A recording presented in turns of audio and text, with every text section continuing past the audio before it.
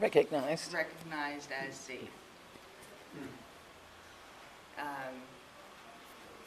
That, So to make peppermint oil, for example, I can go to a peppermint field, harvest a handful of peppermint, and mix it with something, and I've got peppermint oil, or?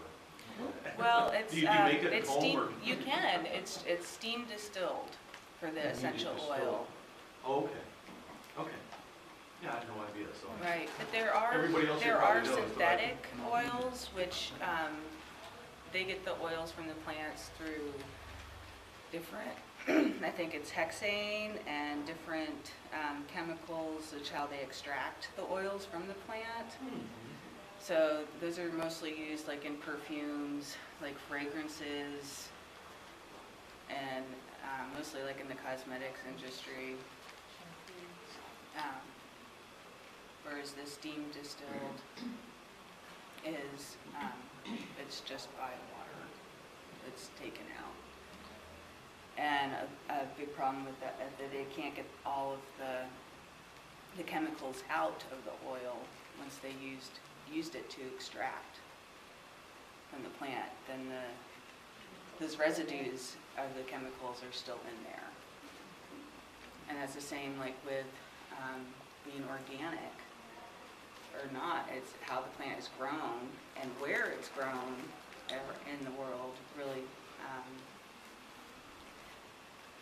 is really detrimental to the quality of the oil, of the quality of the plant itself, because it's responsive to all the environmental factors.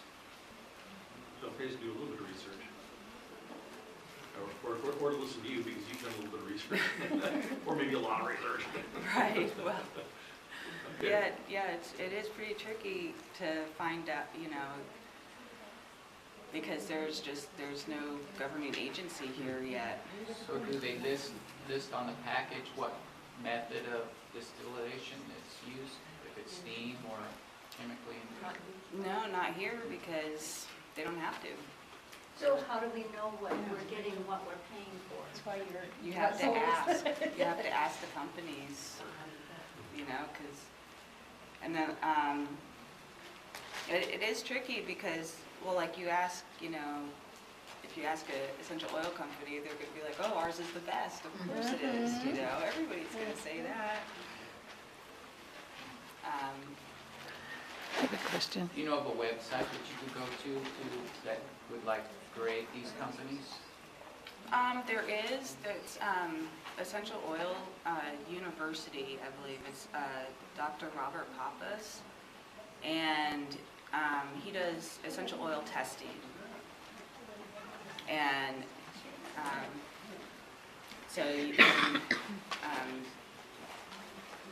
send in a sample, and he will give it a chromiograph.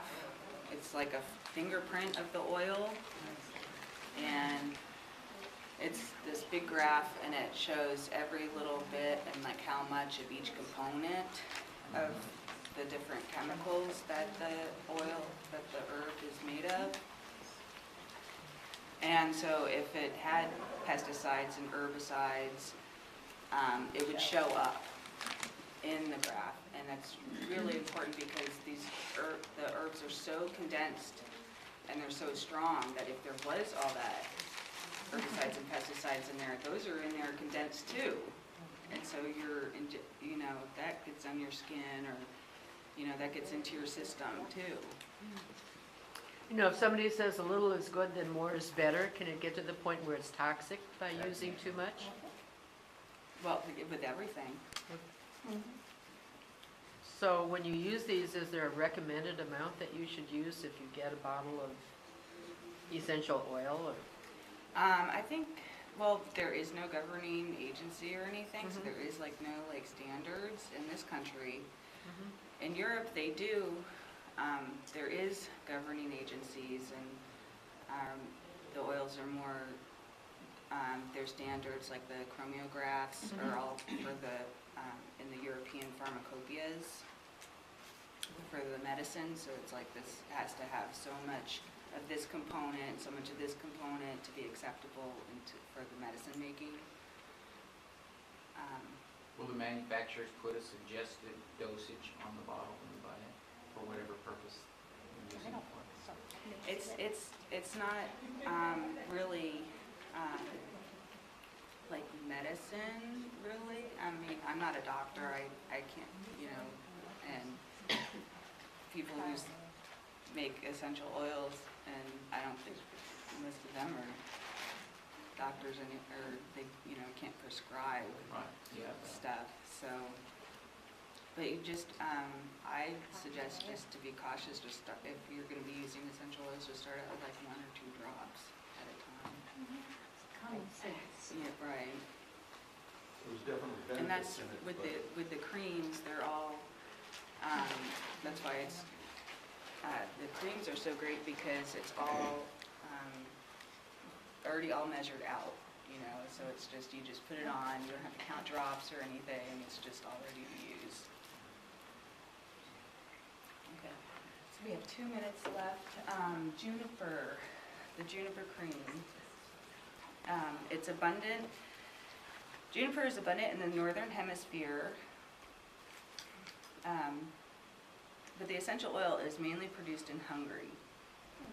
It's refreshing and revigorating. It's primarily used to alleviate muscle spasms and contractures, and it's also known for its antiseptic, astringent, and diuretic properties.